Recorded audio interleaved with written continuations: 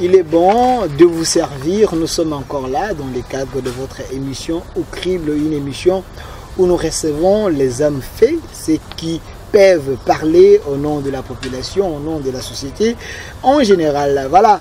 Aujourd'hui, je suis avec Monsieur Mangalibi. Il est le coordonnateur de ANJ. Il est aussi chargé de la communication, chargé des communications de SOS Kinshasa. Voilà pourquoi nous nous sommes déplacés avec mon équipe pour venir parler avec lui, parce que la société pullule ces derniers temps avec un phénomène où Diana, on en parle, la situation politique aussi prête confusion à plusieurs. Il est aussi candidat, voilà pourquoi on est venu d'abord lui chercher, parce qu'il a un mot à placer par rapport à la situation qui plane en République démocratique du Congo. Monsieur Mangalibi, soyez le bienvenu. Merci pour l'invitation. Voilà, Monsieur Mangalibi, vous êtes sans ignorer. J'aimerais que nous puissions être bilingues, parce que le souci est que le message arrive vraiment concerné. Monsieur Mangalibi, aujourd'hui, nous sommes venus ici vous chercher parce qu'il y a un phénomène. Pourquoi vous êtes d'abord chargé de communication de SOS Kinshasa, phénomène ou Diana, M. Mangalibi, est-ce que vous pouvez le Bon, et il y a canité, mais là comme mon il y a sincèrement, comme on a le général Kassango Salam Salam, c'est bien. On doit arriver à l'aider. Tu peux aider comment? Au moins, il y a des documents, oui. Ils allaient arrêter numéro 005 du 9 octobre 2012 portant réglementation relative aux nuisances sonores dans la ville-province de Kinshasa, signé par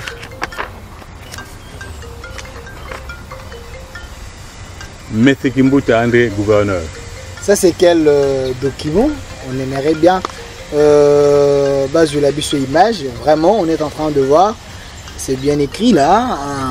Voilà, portant réglementation relative aux nuisances sonores dans la ville de Kinshasa. Donc voilà, on est en train de voir. Voilà. Voilà, normalement c'est un document. Si on avait mis cela à la disposition du général Kanyama qui était en fonction, ou du général Kassongo qui est en fonction actuellement, je qu'on n'allait pas vivre le phénomène Oudjana. Parce que le phénomène Oudjana a commencé depuis le général Kanyama. Étant donné, nous sommes dans une petite province gérée par M. Kimbuta qui est le doyen des gouverneurs. Les doyens des gouverneurs en République démocratique du Congo en général. Hein? Du Congo, voilà. Alors sur le terrain, normalement, il est, si on devait le côté, il n'allait même pas avoir les points. Comment ça? Pourquoi on a lobby bongo? Tout le monde a raqué, arrive à faire respecter et l'eau comme côté. Les lots, tu sais qu'il y a une bande de lots victime. Quand je dis victime, je consacre un point Makelele avec le ministre Thomas Louaka. Ouais. Thomas Louaka. Voilà. À lobby, M. Thomas Louaka de trouver une solution par rapport aux embouteillages. Pour le ministre Thomas Louaka, a dit que c'est gars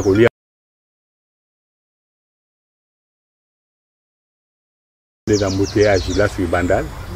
Il y a d'abord l'excès de bistrot. Parce que Bandal est géré par un bourgmestre qui a déjà un bar à lui. J'ai oublié encore le nom, qui est à Kassabouboula. Un bar très connu.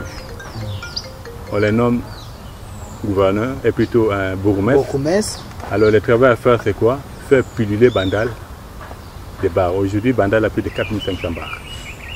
C'est parmi les plus petites des communes.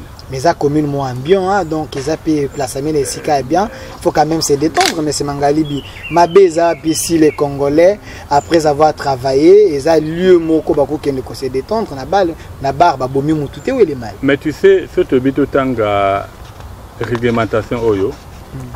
Tu comprends que la manière dont les bars fonctionnent. Mais en réalité, c'est à bon côté. Tout le monde a que bateau bako kambale là. Souci na bango et da ko ma population. règlement lobi nini. L'article nini. Par exemple, il faut toloba, toujours appuyer na mibeko, ça serait mieux. Parce que dans cette émission, nous cherchons toujours la vérité, parce que la vérité, ils allera bien avec de preuves comme ça, ça nous aide. Donc on est là, on est en train de parler avec M. Mangalibi, coordonnateur de ANJ, chargé à communication SOS Kinshasa. Donc dès que la société a touché, Aza n'a droit, il y a la situation pour proposer la solution. Voilà. On va à l'article D. Donc, numéro 1, nuisance sonore. Tout bruit préjudiciable à la santé ou à l'environnement. Il est aussi de nature à créer ou à provoquer un gêne pour le voisinage. De l'autre total, babar n'est pas salama. Voisin va la société. Maintenant, tu as un tapage diurne et tapage nocturne. Diurne est tapage de Zaranamoy. Tout bruit au-delà de la décibel réglementaire produisant la journée de nature à troubler la tranquillité des citoyens. Voilà. Tout le monde a rabat et sont à 5 h du matin et à 4h59 du matin pour dire que l'homme n'a pas le temps de se reposer. Et papa, selon le règlement, bar et kofungama air ni ne kokangama air ni parce que tout le monde a rappelé bar a boutou pezali ba boîte de nuit, tout le monde a bar pe sala na pe tongo ça. Tout ça peut un tapage nocturne. Voilà. Balobi tout bruit au-delà des décibels réglementaires se produisant la nuit de nature à troubler la tranquillité des citoyens. Pour dire que mes bébés que si tu fouilles encore, on peut s'appeler air. Normalement, bar, les jours ouvrables, de fond à partir à 16h, sans musique. À partir de 17h, musique et kitty, 20h et kangami. Parce que les gens ont tango et pour dire qu'on interdit à personne à comme que nous avons cop. Mais, ndenge mebe ko salami mutako me la cope na moité. Il faut de la cope. Selon ma règle. Selon mes bébés. Copose le donc alcool. Alcool. Okay. Mais le lot comme on. Le lot phénomène odiana, bana wane da anini. Le lot yo je crois ceux qui Monsieur André Kimbuta qui prétend avoir à cœur Kinshasa. À Petit Général Kassongo. Beaucoup. Donc on a d'abord Baba Minge Kokangama. Baba Minge Bando Fongamate. Baba Minge Bando Tia musique ndenge Tiakate. En sachant que pour Nababar, il y a de ces endroits-là où on ne peut pas faire en sorte que Makele les ala. Wanangam na lobby angote. Mibe comme te lobby. Mibe comme te lobby. Yango mibe ko za kelengi mingi. Mais ce que na ba konzio yo.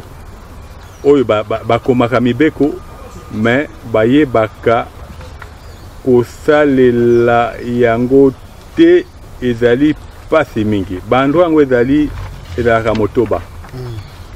Tozali na été yolo. L'école bana seka batangaka. Tozali na hôpital. Et si koyo batu bakendaka pona soin tenge kimeza tozali na homme de veilleur. Tozali na orphelinat. Tozali na église. Na moko ya suka le temps na luka malam to mona ngo déjà endroit on est déjà sensible. Et dans les endroits ba bengi on sacré. Mais tout le monde est là na Kinshasa. Au moins été yolo to ke par exemple bobo ko lesika basango bazali. Batongi supermarché monene. Na sima kuna mwa kuzu moko ezalaka. O batu bamelaka mwa kopo. Mais na kati wana na école ezali na église ezali. Pour dire que la ville pouvait aller avec le droit de dire que au monde awa boza na église boza na etiolo biloko botiawa eko zalaka. Monsieur Mangalibi, c'est vrai, toujours le bel phénomène en gros, ou bien en gros, ils dérangé parce que vu que Baba a pu botaner belé, ça occasionne aussi que Banawana Bazarana Babisika, mais il n'y a pas de règles, on a quatre Baba, tout le monde a c'est vrai, Babi accès à la minerté. Mais nous voyons, il y a des mineurs. Je prends l'exemple d'une émission que j'avais suivie de notre aîné Papa Molière avec Ndeko Eliezer Balaki, si biso ba image, na quatre boîte moko, tout le monde est mineur, bakangi bango na quatre, tout le monde est drogue.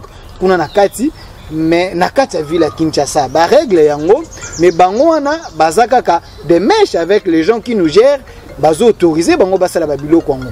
Bon et tumbe zali nini c'est zali kotambola na ville oyo o mibeko zali parce que moi je me souviens na likona na cicatrice Natango la Deuxième République. Nazalaki na libanda après 18 heures. Na 19 heures bagangi Kingabwa. Kingabwa ezalaki mutuka oyo ya la police et banda okanga ba mineur. Pour dire que tout mineur soit abîmé au-delà de 18h30. Ce qui police a moni à kokanga. Pour dire que mibeko ezanamo. Normalement na tango ya Mobutu.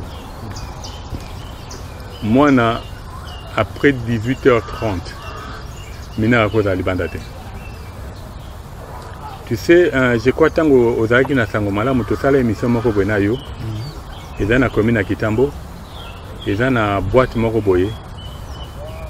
Ndeko, j'oublie encore son nom, Israël, il n'a pas encore combiné tout ça, une émission à Fanda Kitambo na Tangoana. À l'objet que 48 heures après, Bourgmestre à Kitambo, mais c'est un gelito à Kanga Kibarwana. Tu vois? Ayoki kaka na émission akeko kanga.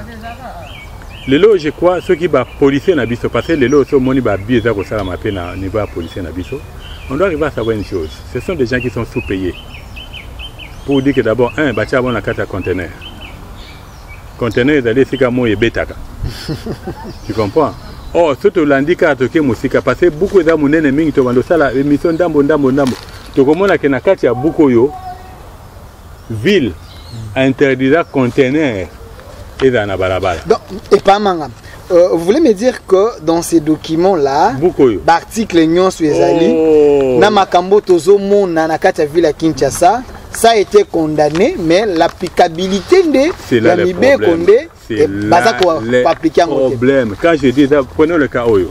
Ouais, le bouton édite numéro 5 du 9 octobre 2012 portant réglementation relative aux nuisances sonores dans la ville de Kinshasa.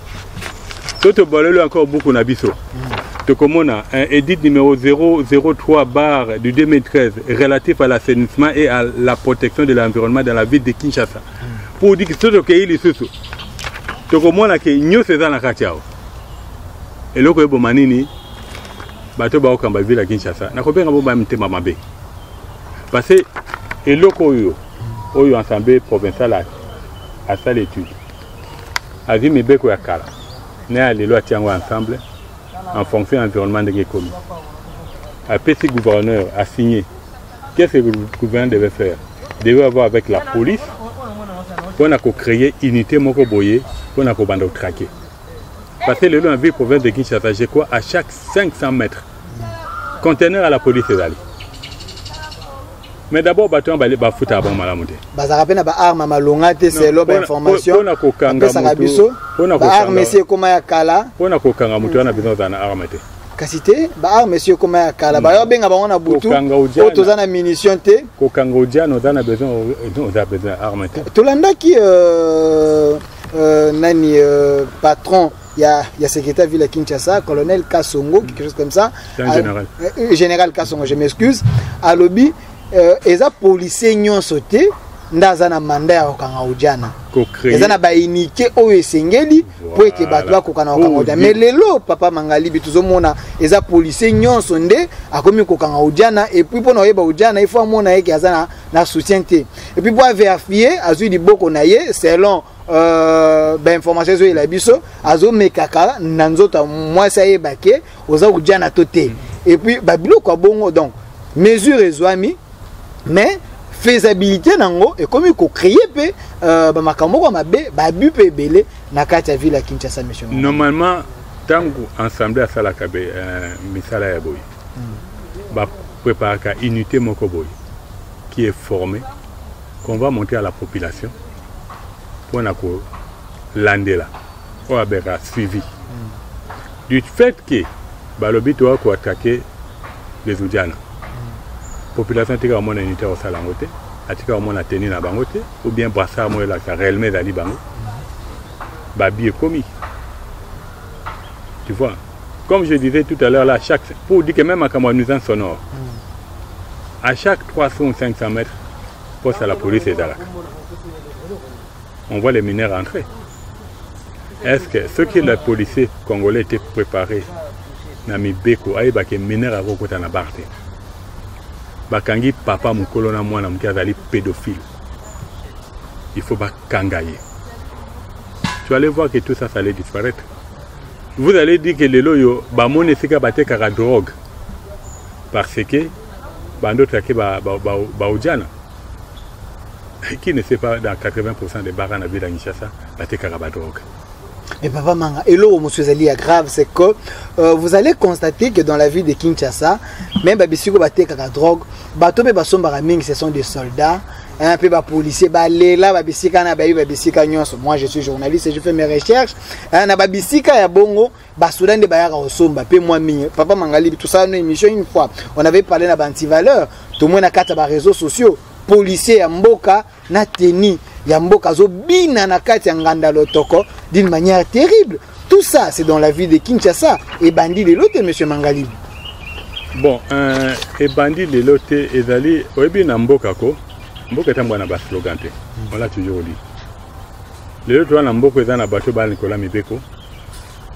Maintenant ceux qui vont retraquer bato baza na se ya Mibeko.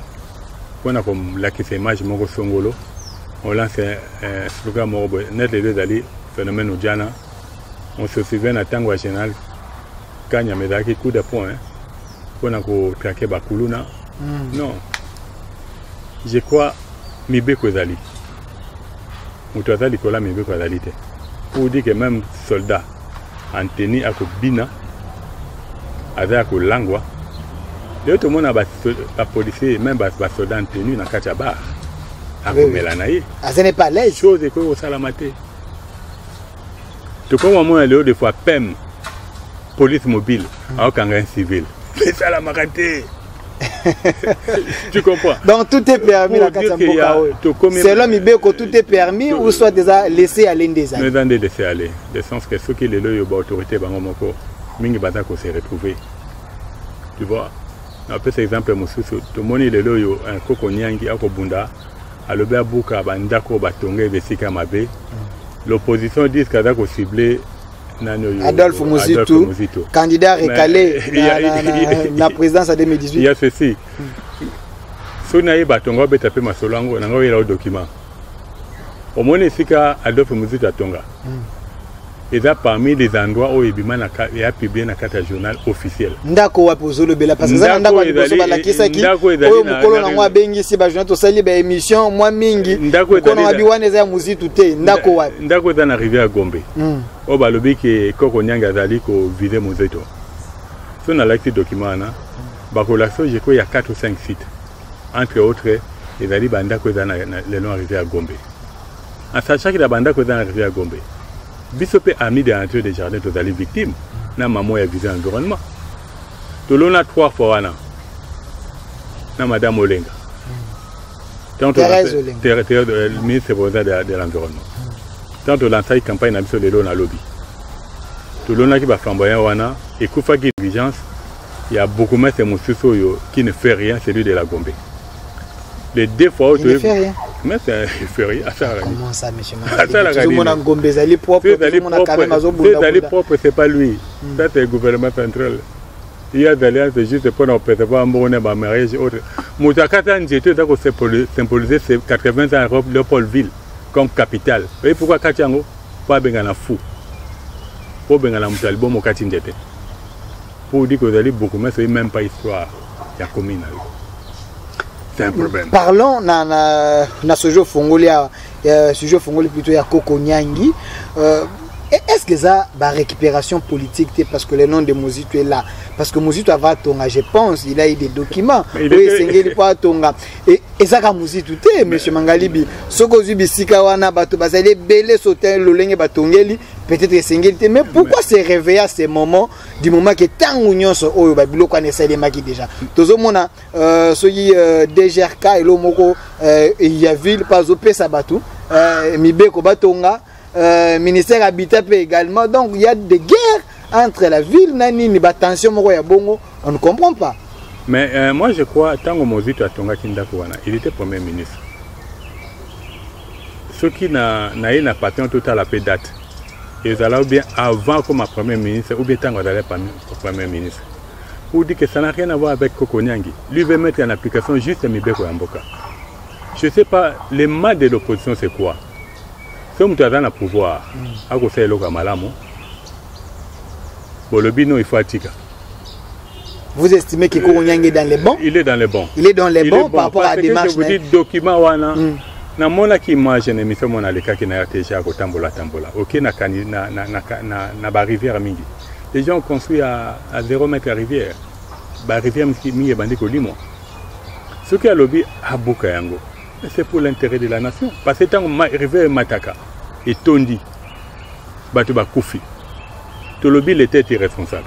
Maintenant quand la personne prend ses responsabilités mais lorsque vous donnez, lorsque vous octroyez des documents, na bateau baye vers bino, vous pouvez seulement document batongi. Après 5 ans, bino ka rende boye, on a tobuka subisi comment que bino monde vous a pas responsable. Donc l'État onde ou appeler ce document, aza irresponsable. Tout le babongo quand même. Tu sais le mal c'est quoi? Nous sommes dans un pays où quand un agent de l'État a engager l'État. C'est là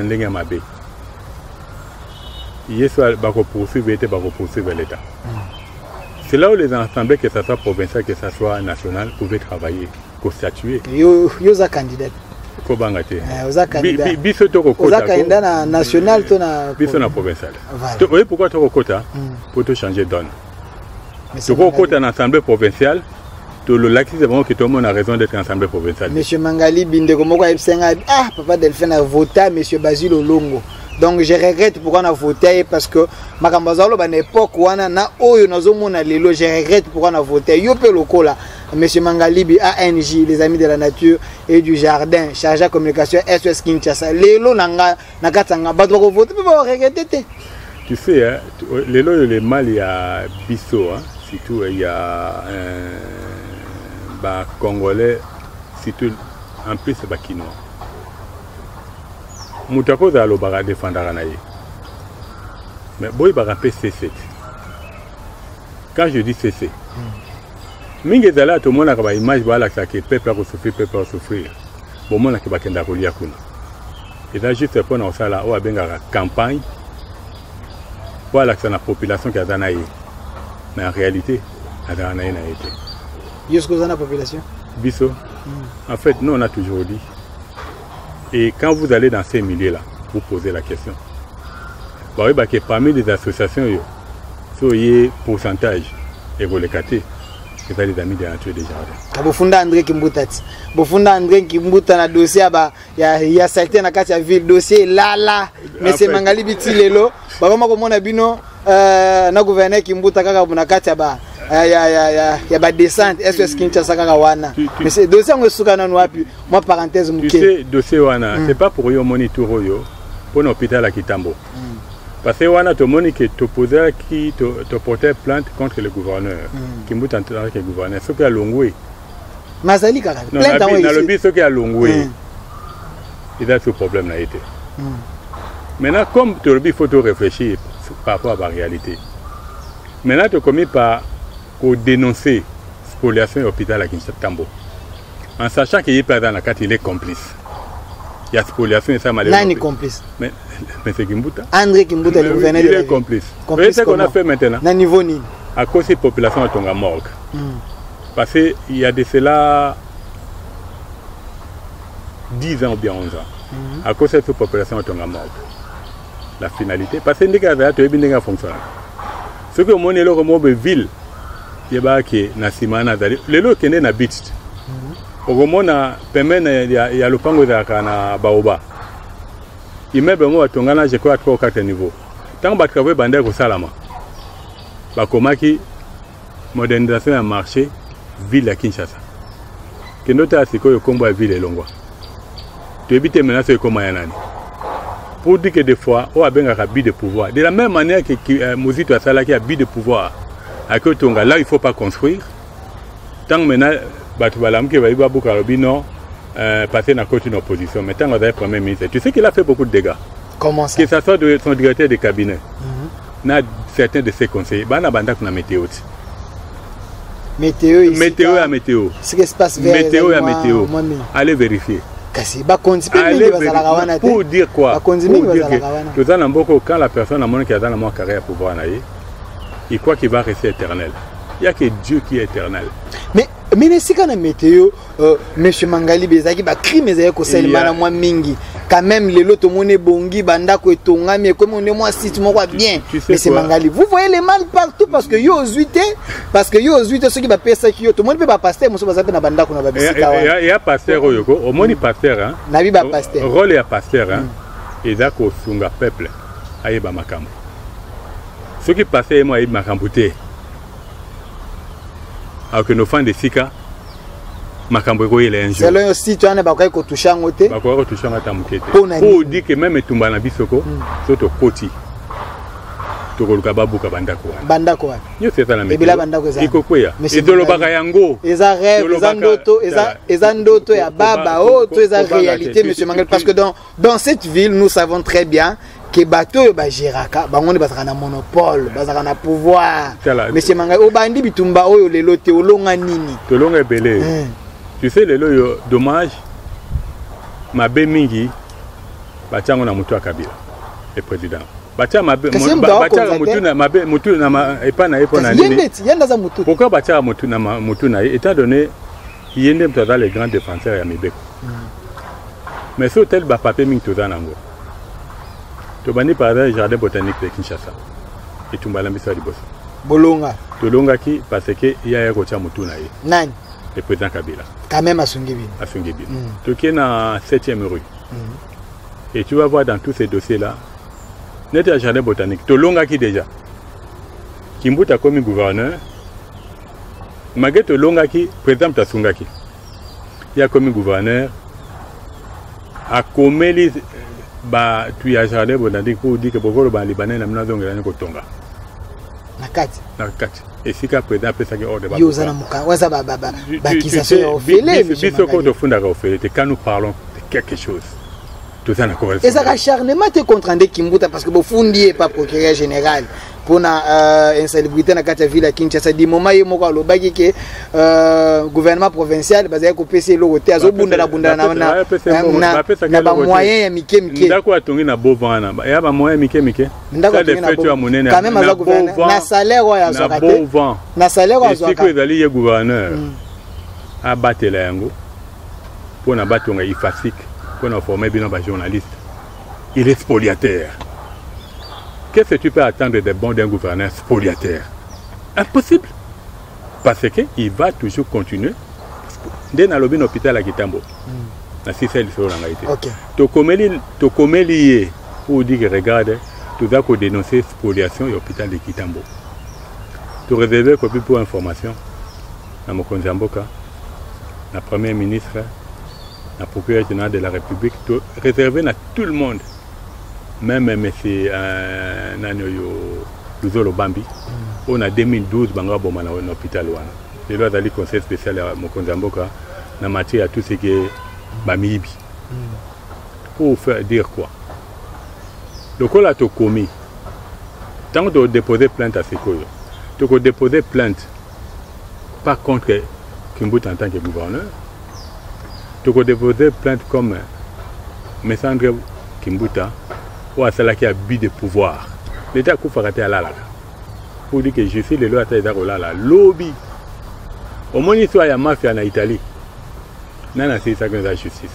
Il y a un procureur à la mou qui a le dit non, trop c'est trop. Il y a moi, je te dis, mais banda ko la météo. Donc, il n'a pas une victoire. Vous en avez tranquille. Parce que météo peint vous victoire. Là, ils ont dit Sosimex. C'est quand même c'est un entrepôt, il y a la bis. On a même moment, nous avons des documents. Pour dire que moi, dans le bateau, je l'ai toujours dit, je suis bomingaï. Qui m'a passé des documents.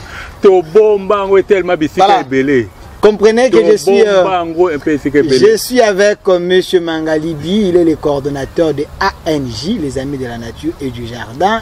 Azapé chargé à communication SOS Kinshasa. Voilà pourquoi Bozoyo Kaye a touché Makambozo touché société Bakinois Bisika Oezaya l'État pour Naïbo Simbate parce que population de il faut bénéficier na yango. Voilà, monsieur Mangalibi, tozungi no moi si pendant 2 minutes to moni na bandel ba kati banzete ministre Thomas Louaka, chef de l'état senga qui est à Kanissa pour na ko préserver quartier wana bisika wana parce que bambula oezoya amoni réseau zali valable sengeli ko vimisa nzela ko agrandir nzela bakati banzete tozomona misali ezosalema mpona yo namoni c'est comme zozali mécontent oyebisa yenga bisika ne bongese mabongo te mpona nini du moment que makanisi ezali ya malamu. Tu sais, là j'ai n'avais fait M. Thomas Louaka qui est ministre aujourd'hui abandi akoboma abomi esika wana assis à travaux mais ba kanda nzambe zali. Oh, vous êtes contre les biens de la population congolaise ou bien comment? Kanda ya nzambe ezali. Mabe ezali wapi? Na lobi kanda ya nzambe ezali. Moni ko esika on est un problème te. Kasi sika na bakuluna bazako vanda na te. Ba shege bazo vanda na banzete wana bazo senga bambongo ko déranger bato. Problème ezali na sika wana ni. Il n'est pas dit si la police a aussi amsané comme il se doit pas. C'est l'environnement qui doit payer les prix. Les gens qui ne connaissent pas l'embouteillage, na esika wana ezala ki passer baba ezala mukete ezali kumbeli ya bato. Na ba retourne mi tout le long. Mi tu peux retourner partout, même si là où ça ne devait pas s'arrêter. Et que wana ezala juste comme ça ben central et matamwa likolo muke pour mi tu peux matara likolo nangote. Ba décaler les arrêts à bis pour ceux qui bis et côté en la pemeni circulation était à la normale, c'est tout ce qu'il y avait à faire comme travail. On avait préservé Banjete. On n'avait pas besoin d'élargir. Tu comprends? Les lois élargir c'est Gawana. Le bingan a les cas qui la maison Bongo non. Embouteillage de la Kuna embouteillage monstre. Antonon et Dalikuna. A ça la Kuna Negine. Nazaraki n'a pas été la lobby. Embouteillage monstre. Là on a déjà élargi. Aujourd'hui le monde est devenu un village. Yango wana. Tu sais, les loyaux, toute personne a dit grâce. Que ce soit le président, que ce soit le ministre, que ce soit le Congo. Il a dit grâce. La grâce, c'est quelque chose que l'homme n'a pas mérité, que l'homme n'a pas fait. Et comme à mon combat. Compétent quand même. Côté Kinshasa, quand même, révolution de la modernité, M. Mangalibi. Une révolution qui est médiocre. Tu vas appeler ça arrêtez. Vous voyez les diables partout, vous voyez les mal partout, même les choses au Bakambozo Monana. Même si. Nakoko Niangi, n'a bien diable. N'a le bilan en train de faire appliquer la loi. Je le félicite, je l'encourage. Ce n'est pas parce qu'il y a une carte derrière lui, parce que le nom de Mouzito est là. Non. Parce que les politiciens, ça l'a toujours marqué. Quand il y a un analyse. Quand il y a un dossier, par exemple, quelques sites, j'ai un dossier, il y a un journal officiel qui dit que ces endroits-là, ça doit être démoli. Donc Mouzito. Donc moi, il a ça l'habit de pouvoir. Mouzito a ça l'habit de pouvoir. Koko Nyang a raison. Non. Pourquoi Nyang a beaucoup pour la Mouzito? Au début, les lobes ont commencé à curer rivière Kalamo et rivière Gombe au moins 2 à 3 fois l'an. Parce que qu'on a moyen, ma belle tambour mala monter passer par arrêter ces rivières. Pour dire que ce qu'il veut faire là, c'est pour l'intérêt de la nation. Voilà, monsieur le ministre Koko Nyangi, nous vous disons d'abord ceux qui sont allés aux Osala pour l'intérêt à Mboka Kozong qui s'amaramunion sur la Katanzela. Vraiment, on ne peut que vous encourager parce que Mboka, il faut maintenir ça respecter, ni bien que quel que soit musique, quel que soit ceux qui ont un intérêt politique, vraiment nous vous encourageons. Même si c'est pour les intérêts politiques, moi je ne vois pas le problème. S'il est en train de bien faire son travail, où est le problème? Mais les lois de Thomas Louaka, une minute, M. Mangalibi, tout le monde. Tout le monde est abandonné à venir des universités, non? À tapage. Dites au salaire, Baba, Thomas Louaka. Non, ils ont salaire. Il est en train de faire son travail. Vous êtes contre les autorités ou soit comment? Je ne même pas. Nada contre. Pour nous, le plus important, c'est d'aller doit une décision réfléchie pour l'intérêt de la nation. Il a fait faire des travaux au niveau à venir l'université. À Argile, et c'est qu'il y a eu Maï Fandaka.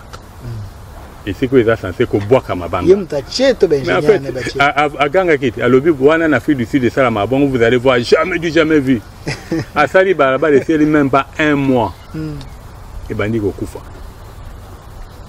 ngambo kuna venu université et comme safari so dika oleka kakalamu oleki nani kapela okena ngambo kuna comme na safari mabulu okomi na côté ya oleka venu qui quitte côté moi rivière moi dans la on a venu bandundu kuna comme lac pour dire que batu fois ba qui te amène na ngambo kuna parce que moi tout le kéate là il fallait faire des travaux il a commencé les travaux qu'il a même mangé de l'argent. Il a mangé. Il a bouffé de l'argent. Monsieur Mangali, vous en avez breveté. Il y a ceci. Pourquoi Misala 30 secondes. Pourquoi Misala est la thé? À Tikiwana, il y a un lobby 30 secondes. Nous normalement le président Kabila. À ça l'audit. On a dossier à l'avenir des universités. Et puis, s'il vous plaît, monsieur le président, vous êtes les garants de Mibeko Amboka. Le travail que M. Thomas Louaka est en train de faire sur l'avenue Kassavou, entre Bakayao et Chibango, n'a pas sa raison d'être. Moi, je crois qu'il est encore temps de faire arrêter ces travaux-là. On vous avait promis, si on remettait cette avenue-là comme c'était avant, nous allons mettre gratuitement des arbres et nous allons les replanter. C'est ce qu'il est en train de faire là. Là où il y a une grande masse, il veut créer une voie rapide. Ça ne se fait nulle part. Pour dire que, je dirais même c'est un criminel, c'est un assassin. Monsieur Mangali Bila, vous vous mettez dans la peau, il y a des ingénieurs, donc vous n'avez pas l'expertise dans Gambouana. Monsieur Mangali Bila, nous chitons. Pour dire qu'avant de donner un avis, tout solo la canabatu. Tout ça peut bateau peut voyager. On voit ailleurs. Le B, c'est que la population est rebellée. Je prends le cas en France.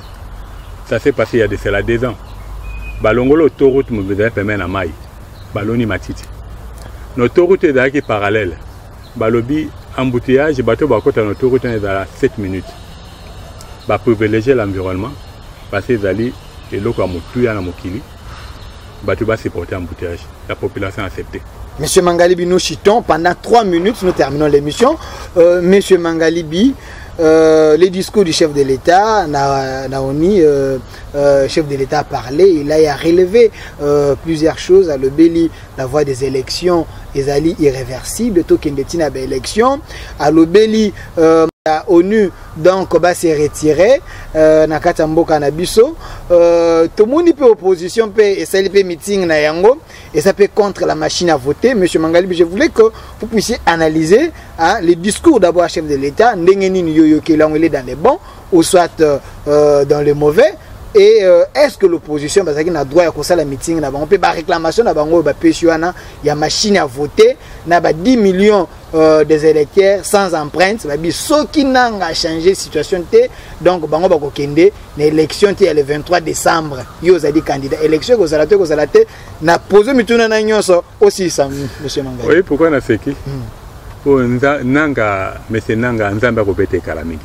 Oh, comme un prophète de malheur, monsieur Mangalibi. Tu sais, de la même manière, dans le bin monsieur Thomas Louaka, je l'ai dit aussi à monsieur Nanga, il est conscient qu'il est en train d'amener la population, le peuple dans un trou. Machine ou la machine à voter, c'est la machine à tricher.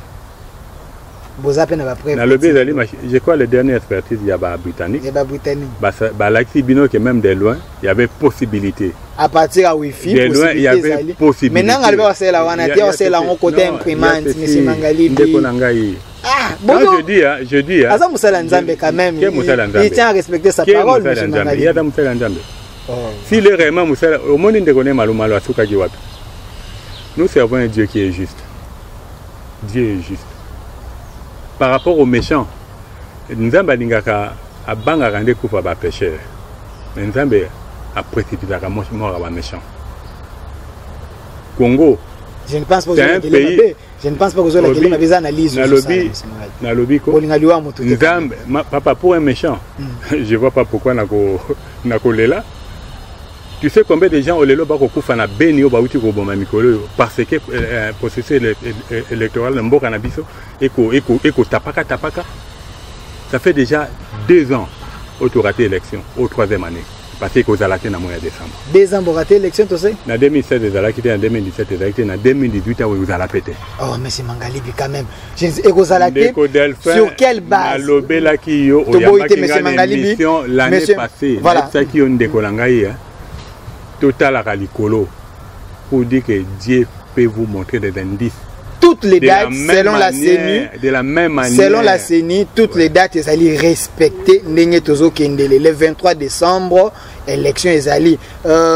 CENI et Bengisi, candidat à la présidence. J'ai dit, oh, yo, Kuta na ba solo là. C'est ba point wana, M. Mangali. Tout ce qui est tout ce qui est malem. Ce qui est ngana kosenga na ye. Pour nzamba le misakanda na ye. Qui soit à mesure d'organiser les élections le 23 décembre. Et de moi que c'est impossible. Pour plusieurs raisons. En 2006, on avait 8 milliards de dollars comme budget. La communauté internationale d'ailleurs prête à vous aider. En 2018, tout ça déclaration de nous sommes un État souverain. Tout ça, on a besoin d'aide à personne. Tout ça, on a un budget à 4 milliards de dollars. Dans 4 milliards, on a même les 4 milliards. C'est l'élection, c'est le président. Non, il y a ceci. Non, est-ce que dans 2016, l'élection, c'est la machine à 17 et c'est la machine à 18 puis au Salamate. Mais c'est Mangalibi discours à président, na ONU, président lobby, ingérence, il y a payate na Katamboka na biso, tout ça un pays souverain, ndeko muzito lobby, un pays souverain, oyo armé, et ça capable de défendre territoire na yango. Un pays souverain, où l'économie en bok ezali na monnaie, un pays souverain a contesté souveraineté wana oyo mukonza lobeli mot de la fin na ope yangwana monsieur Mangali na 30 secondes. Ngana kosenga na ndeko mozito alobaka pendate. Parce qu'il était premier ministre. À l'époque il makamuzaki moi bien par rapport à lui selon lui. Non, il était premier ministre d'abord bureau n'est salité. C'était pas digne de la République démocratique. Déjà, bureau est salité. Un premier ministre avec un bureau sale. Là, vous encouragez Matata. Dans le lobby, un premier ministre. Là, vous encouragez Matata. Non, dans le lobby. Quand même, Matata, tu as propriété tout le monde. Bien qu'avec Moïbi. Un premier ministre avec un bureau sale. Monsieur Mangalibi, vous en avez pas évité à Makambozolo. Vous en avez pas évité. Matata, tu es depuis Beseko.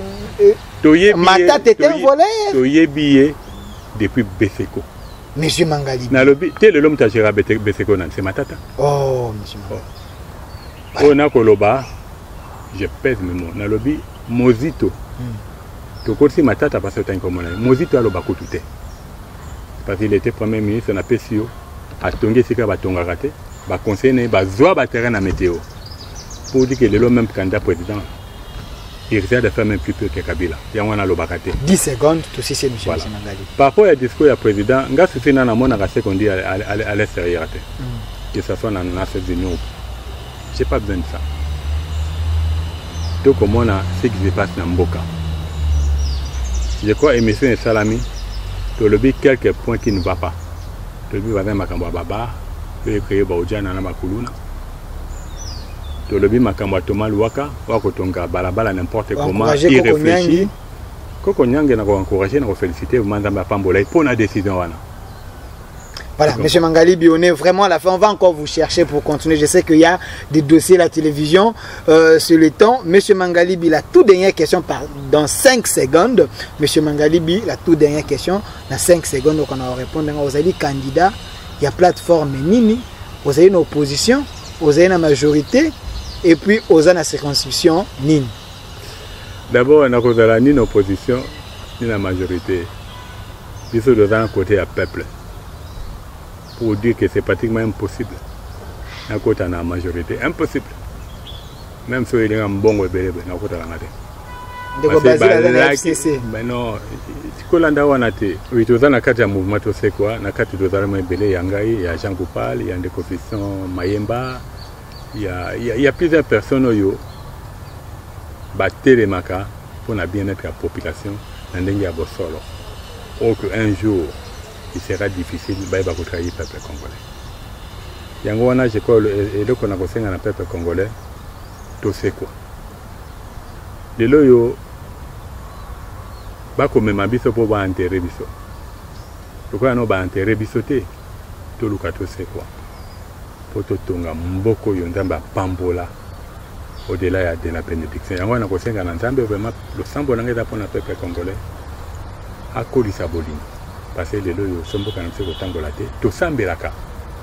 Mais quand tu n'as pas d'amour, à tout semble d'indégainer. Et dans la tinate, il y a un autre bolingo mingi. Il y a un beau canabiso.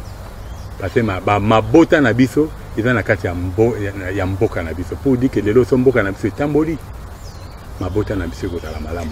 Cherchez le bonheur de votre pays, hein, parce que c'est mon avis, nous peut dépendre na katia bonheur ya mboka wana. Donc nous vous disons un grand merci. C'était votre émission au crible. Invité Lelo, c'était Monsieur Mangalibi. Il est coordonnateur de ANJ, P chargé de la communication SOS Kinshasa. Voilà pourquoi on a essayé un peu de parler de tout, parce que lui, Makambozo touché société yango alobelaka azali pe candidat alobelango. Restez fidèles na émission Nabino.